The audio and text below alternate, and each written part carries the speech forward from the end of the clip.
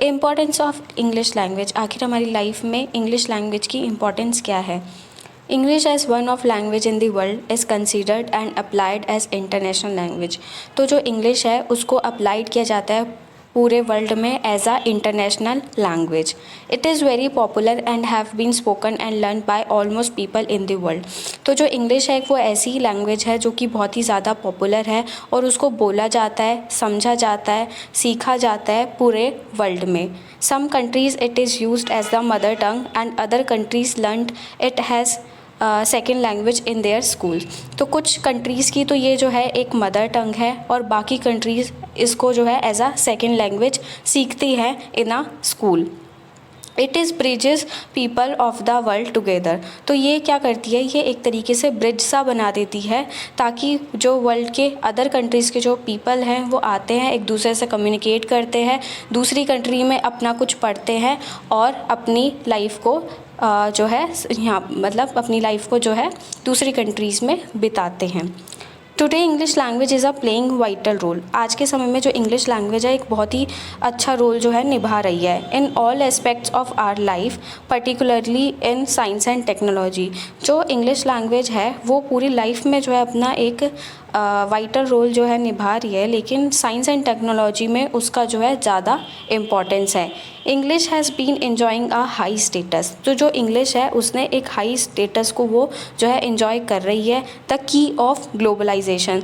तो जो इंग्लिश है वो जो है एक की बन चुकी है, एक इम्पॉर्टेंट की बन चुकी है हमारे पूरे के पूरे ग्लोबलाइजेशन का। Love for it is increasing day by day. English के लिए जो प्यार है लोगों का वो दिन प्रतिदिन जो है बढ़ता ही जा रहा है। अब हम वन बाय वन करके देखेंगे कि आखिर इंग्लिश लैंग्वेज की इम्पोर्टेंस क्या है और हमारी लाइफ में क्या उसकी ज़रूरतें हैं। English as a link language. अब इंग्लिश को हम समझेंगे कि एज अ लिंक लैंग्वेज वो कैसे है।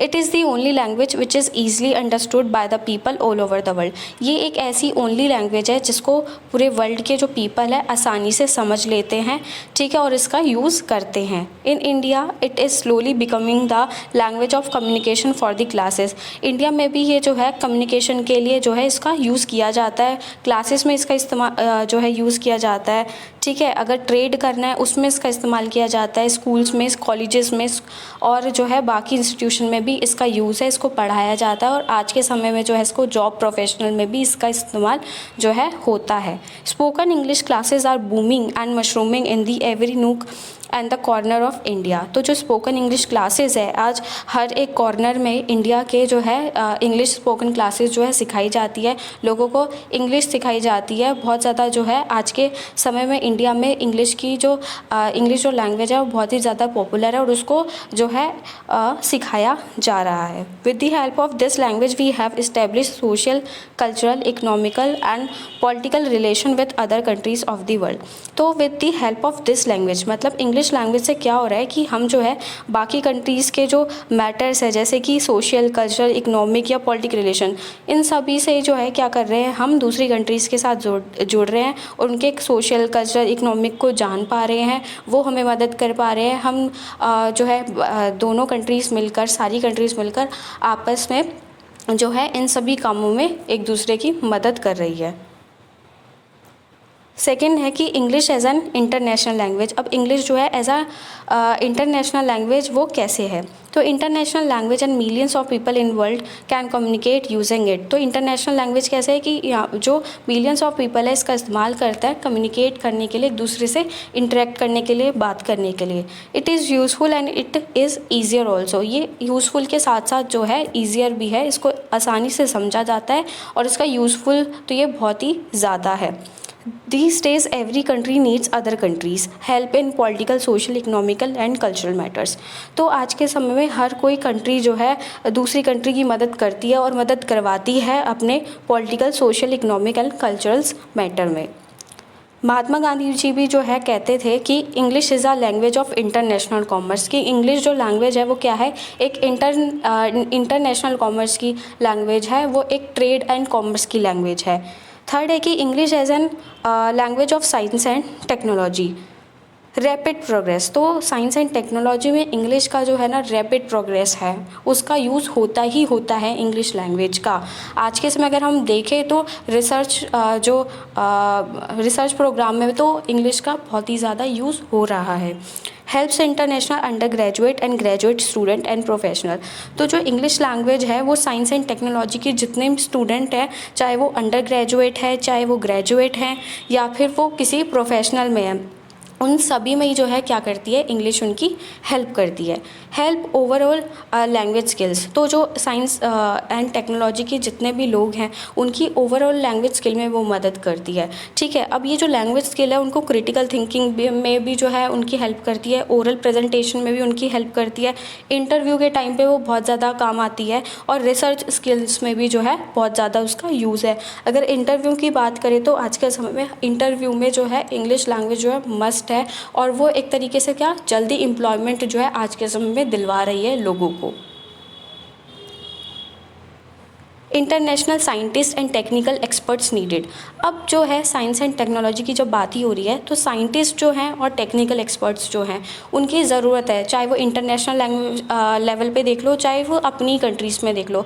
और उसके लिए जो है अगर हमें बाहर किसी कंट्री में as a scientist, as a technical experts जाना पड़ेगा तो हमें इंग्लिश जो लैंग्वेज है वो आनी ज़रूरी है, वो मस्ट है। नेक्स्ट है कि English as a language for trade and commerce, अब इंग्लिश जो है लैंग्वेज कैसे है ट्रेड एंड कॉमर्स में, तो English become the language of trade and industry, तो जो इंग्लिश है वो एक लैंग्वेज बन चुकी है ट्रेड एंड इंडस्ट्री में। मेंटेनेंस ऑफ अकाउंट्स, उसका इस्तेमाल करा जाता है अकाउंट्स को मेंटेन करने में, इशू जो इंस्ट्रक्शन है उसको इशू करने में, कॉरेस्पॉन्डेंस में उसका इस्तेमाल करा जाता है। ठीक है, अब English in a social life, English जो है सोशल लाइफ में क्या जो है उसकी वैल्यू है, जो इंग्लिश लैंग्वेज की क्या वैल्यू है सोशल लाइफ पे। Man is a social being, जो मैन है वो एक सोशल बीइंग है, वो एक दूसरे से मिलता है, ठीक है, एक दूसरे से इंटरेक्ट करता है, बातें करता है। Okay, he has to communicate with other persons of the society not only to express himself, वो बात करता है सिर्फ ये नहीं कि वो अपने आप को एक्सप्रेस कर सके किसी पर्सन के सामने, लेकिन वो but also to listen to the feelings of other, पर वो जो है दूसरों की बातें भी जो है जान पाए, ठीक है, उनकी जो फीलिंग्स है वो भी समझ पाए, जो उनसे दूसरे लोग कहें वो भी उसको जान पाए। एजुकेशनल इम्पॉर्टेंस क्या है, हाँ, एजुकेशनल इम्पॉर्टेंस क्या है इंग्लिश लैंग्वेज की, through language that an educated persons become aware of literature, वो है हमारी इंग्लिश लैंग्वेज, उसकी मदद से जो है लोग लिटरेचर को जान पा रहे हैं, जो एजुकेटेड पर्सन है वो लिटरेचर को जान पा रहे हैं, आर्ट को जान पा रहे हैं, साइंस को जान पा रहे हैं और टेक्नोलॉजी को भी जान पा रहा है, अपनी कंट्रीज़ की और बाकी कंट्रीज़ की भी। People who go to the another country to study can only have English as their medium of study. Okay, तो जो अगर किसी इंसान को जो है बाहर अब्रॉड जाना है स्टडी करने के लिए तो इंग्लिश ही जो है उसकी मदद करेगी, क्योंकि इंग्लिश ही जो है वहाँ पे एक मीडियम ऑफ स्टडी है। और आज के समय में अगर हम इंडिया की भी बात करें तो जो इंग्लिश लैंग्वेज है वो as a medium of study है। ओके, इंग्लिश की ही बुक जो है आजकल हम पढ़ रहे हैं, हर कोई चीज़ जो है इंग्लिश में ही जो है पढ़ाई जा रही है। रिसर्च पॉइंट ऑफ व्यू, अगर हम देखें रिसर्च पॉइंट ऑफ व्यू से भी जो है जो इंग्लिश लैंग्वेज है उसकी बहुत ही ज़्यादा नीड है। English as a rich and beautiful language, तो जो इंग्लिश है वो एक रिच एंड ब्यूटीफुल लैंग्वेज भी है। English is extremely rich and beautiful language, चाहे वो आर्ट में देख लो चाहे वो पोइट्री में देख लो। ये जो है not too hard to listen, वो सुनने में भी ज़्यादा जो है हार्ड नहीं है, ठीक है, और ना ये कहेंगे कि वो बहुत ही ज़्यादा मेलोडिक है और ना ही वो जो है नेसल है, ठीक है, तो वो सुनी भी आसानी से जाती है। हम ये नहीं कहेंगे कि वो बहुत ही ज़्यादा मेलोडियस जो है लैंग्वेज है और ना ही वो जो है नेसल लैंग्वेज है कि दूसरे को इरिटेट करती है।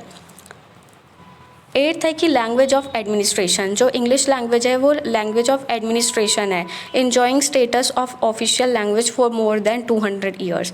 तो जो इंग्लिश लैंग्वेज है उसने एक ऑफिशियल लैंग्वेज जो स्टेटस है वो 2000 साल मतलब 200 साल हो गए और उसने आज भी उस स्टेटस को जो है मेंटेन किया हुआ है। Associate official language of the union bye act of parliament in 1963, जो इंग्लिश लैंग्वेज है वो एसोसिएट ऑफिशियल लैंग्वेज बन गई किसकी मदद से? Union by the act of parliament in 1963। Most of administrative work of states and centre as well as the official communication between state and centre done in English. तो जितना भी administrative work है, official work है, वो सिर्फ और सिर्फ जो है इंग्लिश मीडियम से ही होता है, इंग्लिश लैंग्वेज से ही होता है, चाहे वो स्टेट लेवल पे देख लो, चाहे वो सेंटर लैंग्वेज जो है लेवल पे देख लो। और स्टेट और सेंटर के बीच में भी जितनी बातें होती है वो सिर्फ और सिर्फ इंग्लिश की जो इंग्लिश लैंग्वेज है उसी की मदद से होती है। 9th है कि English as a language of court. अब जो इंग्लिश है वो लैंग्वेज ऑफ कोर्ट भी है। English continues to be the language of court in all court from supreme to local district. All cases are presented and judgment are given in English. तो जो English language है वो court की भी language है, क्योंकि जो सुप्रीम कोर्ट से लेकर चले तो लोकल डिस्ट्रिक्ट तक सभी के सभी जो ये हमारे कोर्ट है उनमें जो लैंग्वेज यूज़ करी जाती है वो इंग्लिश लैंग्वेज यूज़ करी जाती है। सारे के सारे जो मैटर्स है, केस है, वो सारे के सारे प्रेजेंट किए जाते हैं इंग्लिश लैंग्वेज में। जजमेंट भी जो दी जाती है वो भी इंग्लिश लैंग्वेज में ही दी जाती है। नेक्स्ट है कि 10th English successful passport to employment. तो इंग्लिश ने क्या दे रखा है? एक सक्सेसफुल पासपोर्ट दे रखा है एम्प्लॉयमेंट को। A person who has the knowledge of English language, जिस इंसान को नॉलेज है इंग्लिश लैंग्वेज की, is considered a privileged member of a society. उसको प्रिविलेज मेंबर कहा जाता है सोसाइटी का। And has a better and more opportunities of job in India and abroad. तो दोनों ही जगह, इंडिया और अब्रोड में दोनों ही जगह जो है जिस इंसान को जो है इंग्लिश लैंग्वेज आती है उसको नौकरी मिल जाती है, उसको जॉब जो है जॉब अपॉर्चुनिटीज़ मिलती भी है और अच्छी भी मिलती हैं। 11th है कि English as a language of library. अब इंग्लिश जो लैंग्वेज है वो लाइब्रेरी की लैंग्वेज कैसे है? अब जो लाइब्रेरी में जो बुक्स हैं, चाहे वो फैक्ट्स की हैं, फिगर्स की, जितने भी बुक्स हैं वो ज़्यादातर जो है इंग्लिश में लिखी जाती है। तो वो अगर किसी इंसान को जो है इंग्लिश लैंग्वेज नहीं आती होगी तो उसको कैसे समझेगा? तो इंग्लिश लैंग्वेज जो है वहाँ पे भी हेल्प करती है ताकि हम जो बुक्स जो है सिर्फ इंग्लिश में लिखी गई है हम उसको भी पढ़कर समझ सकें। Enrichment of regional language. अब ये एनरिच करती है हमारी रीजनल लैंग्वेज को, जस्ट लाइक कि इंग्लिश टू हिंदी ट्रांसलेशन हो जाता है। अब जो बुक, जैसे मैंने बताया कि जो अगर कोई बुक जो है इंग्लिश में लिखी हुई है, चाहे कोई बुक नॉवल जो है वो इंग्लिश में ही लिखी होती है, तो अगर हमें नॉवेल्स को क्या करना है, समझना है, हमें इंग्लिश नहीं आती तो हम कैसे करेंगे? तो हम जो है इंग्लिश का जो है ट्रांसलेशन कर लेंगे अपनी लोकल लैंग्वेज में, अपनी रीजनल लैंग्वेज में। अगर कोई बुक जो है इंग्लिश में लिखी हुई है तो हम उसका ट्रांसलेशन ला सकते हैं, हम उसको समझ सकते हैं। Recreational importance. आखिर जो इंग्लिश लैंग्वेज है उसकी रिक्रिएशनल इंपॉर्टेंस क्या है? Enjoying the best stories, drama, novel etcetera. हम जो है इन्जॉय कर रहे हैं बेस्ट स्टोरीज, ड्रामा और नोवेल्स को, चाहे वो जो है हमारी हॉलीवुड ड्रामास हो, चाहे वो जो है कोरियन ड्रामास हो, हम किसी भी ड्रामास को जो है देख सकते हैं, ठीक है, अगर हमें इंग्लिश आती है तो। हम इंग्लिश सबटाइटल से भी आज उसे देख रहे हैं। इट्स जस्ट बिकॉज क्योंकि इंग्लिश जो है as a medium of language है। रिक्रिएशन।